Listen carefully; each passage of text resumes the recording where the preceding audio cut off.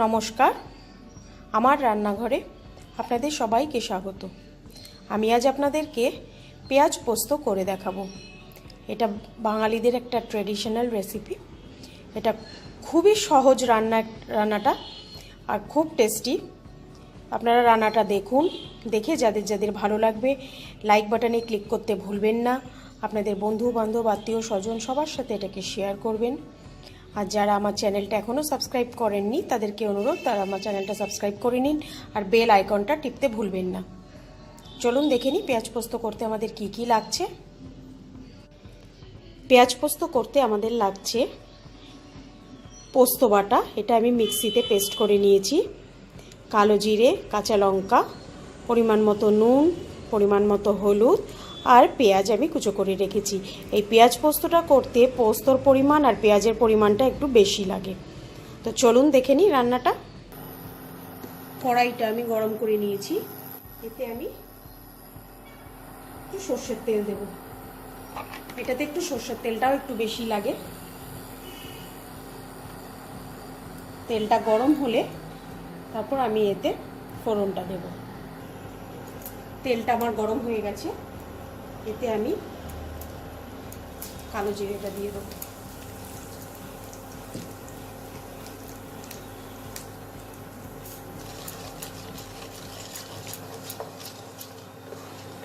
কালো জিরেটা থেকে একটু গন্ধ বেরোলে আমি পেঁয়াজটা দেব।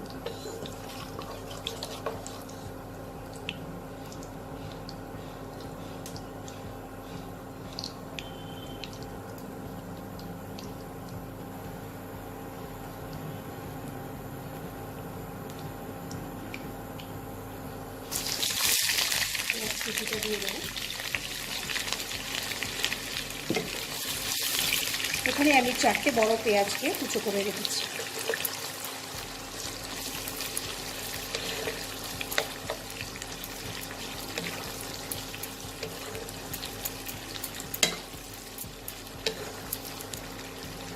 এই পেঁয়াজটাকে আমি লাল করে ভেজে নেব। পেঁয়াজটা আমার ভাজা হয়ে গেছে লাল করে। এতে আমি পোস্ত বাটাটা দিয়ে দেবো। এই পোস্তটা আমি 2টো কাঁচা লঙ্কা দিয়ে বেটেছি। ঝালটা আপনারা আপনাদের পরিমাণ মতো দেবেন।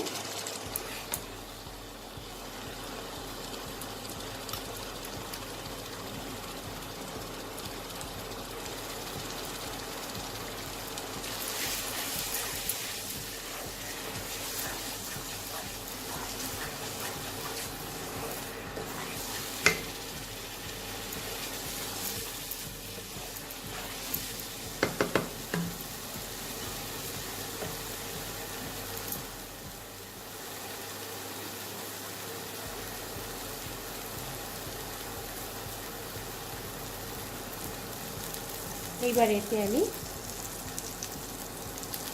হলুদ আর পরিমাণ মতো নুন দেব।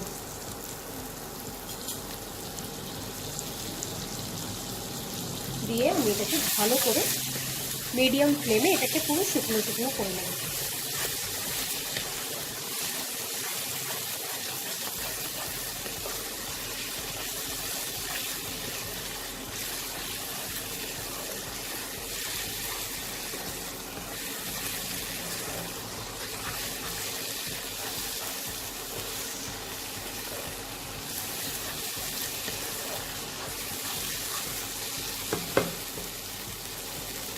ফ্লেমটাকে আমি মিডিয়াম করে দেবো।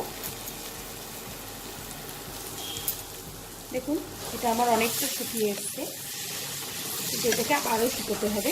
এটা পুরো ঝরঝরে হয়।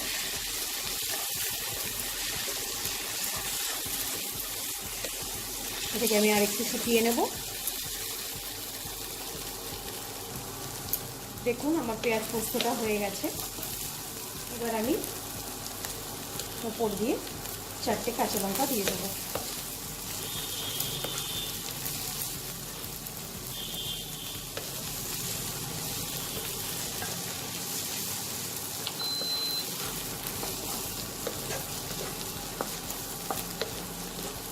আমাদের পেঁয়াজ পোস্তটা হয়ে গেছে। এবার আমি এটাকে সার্ভ করে নিয়ে আসছি।